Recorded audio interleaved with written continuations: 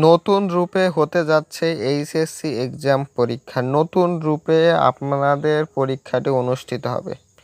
কিসের জন্য নতুন রূপে পরীক্ষাটি হবে এই বিষয়ে আজকে পুরো ভিডিওটি দেখবেন। এই বিষয়টা আমি মনে করি আপনাদের জানা খুবই গুরুত্বপূর্ণ।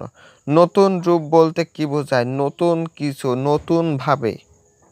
এই বিষয়টা হয়তো বা আপনারা সবাই জানেন। তো আগেকার যে শিক্ষামন্ত্রী ছিল নফেল, সে শিক্ষামন্ত্রী একভাবে আপনাদের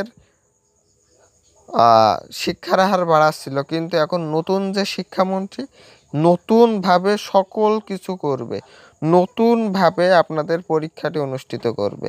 আপনাদের পরীক্ষাটা, আপনাদের খাতা প্রশ্ন পুড়ে যাওয়ার কারণে আপনাদের যে কী সমস্যার সম্মুখীন হতে হবে সে আপনারা এবং হবেন বুঝতে পারবেন যখন প্রশ্নটা হাতে পাবেন।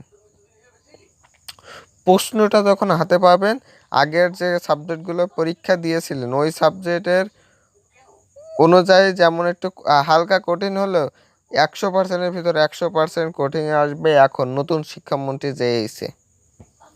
এর কারণেই আপনাদের পরীক্ষা অনেক সমস্যা হবে এবং অনেকে ফেলও করবেন এই প্রশ্নহাটি হওয়ার কারণে।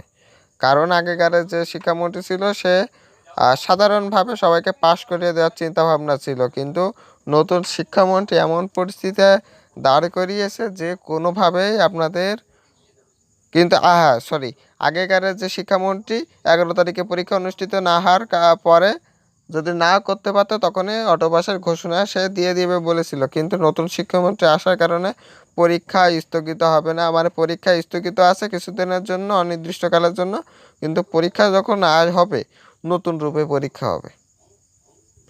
আপনাদের অনেক অসুবিধায় পড়তে হবে, এটা আমি 100% গ্যারান্টি। অনেক 100% প্রশ্ন কমন আসবে না।